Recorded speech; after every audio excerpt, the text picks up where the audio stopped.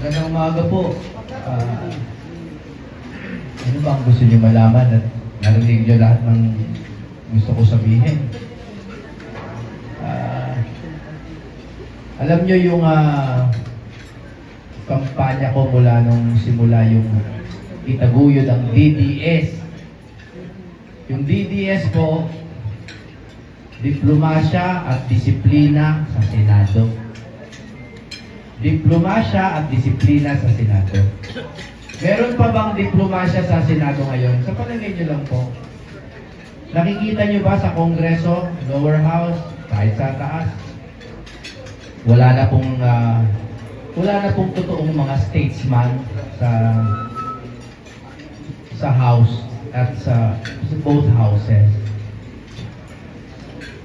Hindi ko po maintindihan kung paano po bumaba ang antas ng ating lehislatura sa punto na ang lahat po ng mga nagsasalita ay naghahanap na lang ng away at hindi naghahanap ng solusyon. Kaya ako po, diplomasya po ang aking pinaglalaban. Number 1 yan sa DDS. Number 2, disiplina. Ang disiplina po, paano po susunod sa batas ang mga tao ay yung mga mambabatas hindi sumusunod sa batas. Kung mapapansin niyo po, napanood niyo ba yung hearing kahapon? Sino nakapanood? Napanood niyo yung hearing sa TRICOM? We have congressmen who blatantly disregard freedom of speech. It is congressmen who break the laws these days. Yung ayuda po, sinabi na sa Bellica versus Ochoa, bawal ang pork barrel. 2013 pa, sinabi na po yan ng Korte Suprema. Pero ngayon po, ayuda economy tayo. Ang mga kalaban po ni Mayor Benji, ano po bang ginagamit laban sa inyo? Hindi po ba ayuda? So, ang sarili po nating pera ay pinibigay sa inyo, binibili po ang boto ninyo. Mismo po, mga ahensya ng gobyerno ay nagpapairal ng online voting na labag din sa batas. Sa OFW po, online na ang voting. No? Sana alam nyo to. Alam nyo po ba to na online ang voting sa OFW? Alam nyo ba? Nakikinig ko kayo! Kasi po, lahat kayo sinasabi nyo, natatakot kayo, madadaya tayo. Madadaya ba tayo sa palagay nyo? Kasi po, lahat tayo nagre-reklamo, pero pag pinapaliwanag na po kung paano tayo dadayain, walang gusto makinig. Online na po ang voting sa OFW. Wala pong balota. Sana po naririnig nyo. Sumisigaw ako hindi dahil galit ako. Gusto ko makarating ito sa mga kamag-anak ninyo. Online po ang voting sa OFW, mga kababayan! Online po!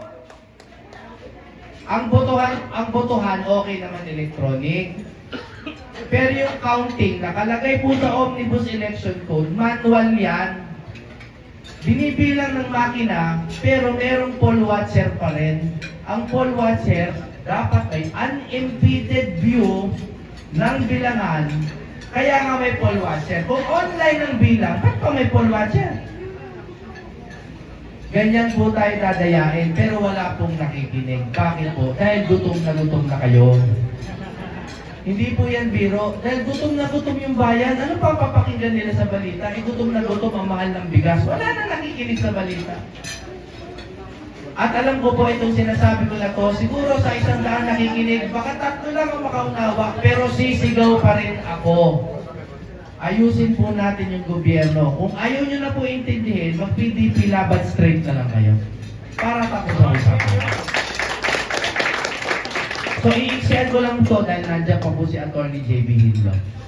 Ang akin lang po, yung DDS lang po, ang makakapag-reforma nitong gobyerno ito. Hindi po kaya ng isa, kahit po magaling si Senator Bongo at si Senator Bato at si Senator Robin, kung tatatlo sila doon, hindi po natin makukontra ang impeachment ni Inday. Okay? Hindi rin po natin makukontra ang masamang budget. Okay? Hindi rin po natin ma-oversight yung mga tiwali na ahensya. Tama? Kaya kung talagang sawang-sawa na po kayo sa gobyernong ganito, palitan na po natin. Pero paano po ba natin papalitan? Sa tamang paraan muna. Huwag muna tayo mag kung ano-anong ikakukulong natin. Iboto niyo po yung PDP Laban Straight and let us pray to our good Lord na hindi tayo madaya. Pero we have to take action po. Mag-ingay po kayo. Huwag kayo pumayag sa online voting. Okay? At huwag din po kayo pumayag dun sa mga nakikitang paraphernalia at mga balotang nawawala, tas tatahimik lang tayo. Yung 6 million pong balota, hindi pa yun nahahanap pa. Nahanap na ba yung 6 million na balota? Hindi pa. O, wala pa rin may alam. Kaya po ako kuminsan ng gigigil. Kasi po, pilit ko pong inuunawa kung paano natin itutuwid itong gobyerno na to.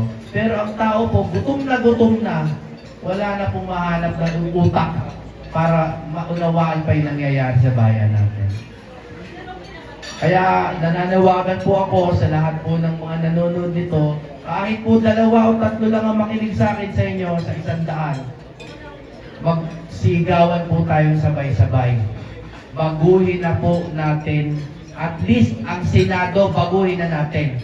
At ang lahat po ng pumirma sa impeachment, huwag niyong iboto. Salamat po.